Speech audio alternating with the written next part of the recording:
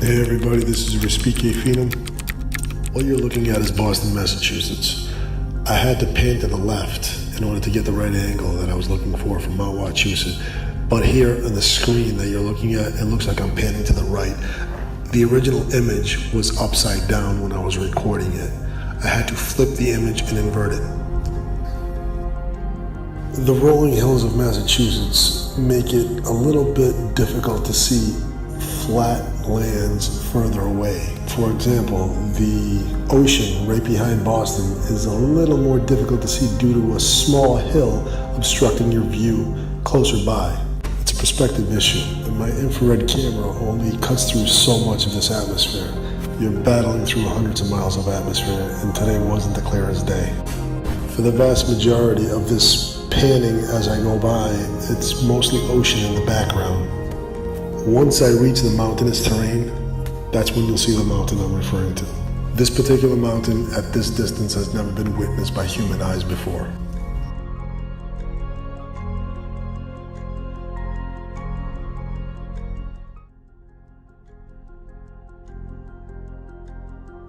It's the highest point on the east coast of the United States of America. Located in Mount Desert Island within Acadian National Park with an elevation of 1,530 feet. I'm standing on Mount Wachusett, which is a 2,006-foot elevation, located in the Princeton-Westminster line of Massachusetts. At a range of 220 miles, there should be 32,000 feet of obstructed curvature. And when you see the picture of the mountain that I took, it matches up perfectly with the picture of Cadillac Mountain, at the exact angle it's supposed to be at.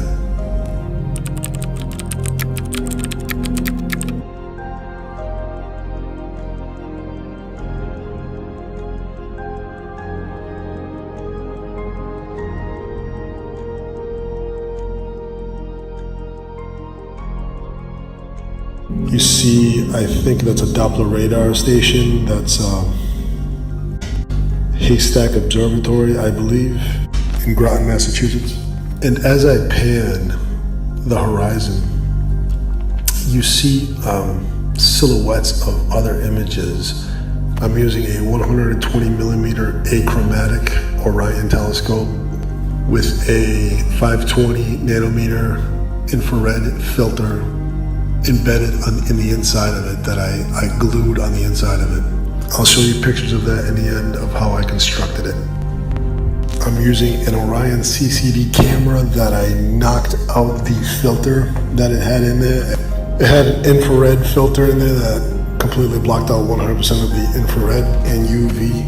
So when I removed it, I was able to use my particular filter that I embedded in the telescope, and it rendered me this image.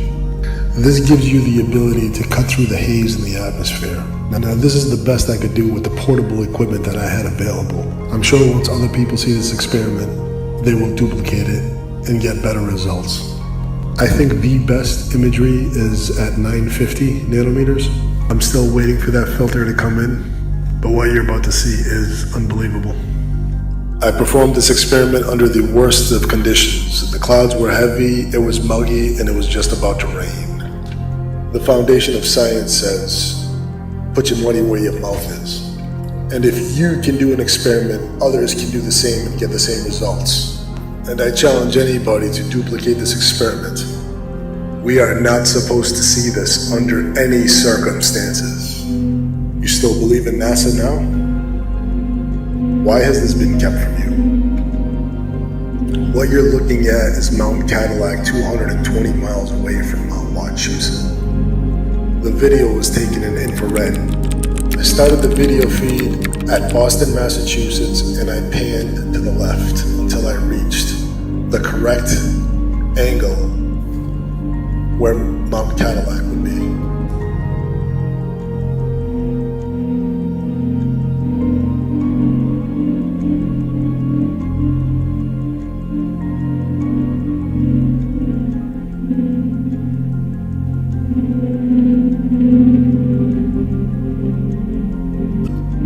There it is. At the exact angle it's supposed to be at. Just like the epic war of Troy, we too are in a war of attrition, but this one is waged with information. Both sides are entrenched. But do you know why the ragtag flat earth community is winning right now? Because we have nothing to lose. What do you do when you go up against an enemy that's had a stranglehold on you for 500 years? You save nothing for the return home.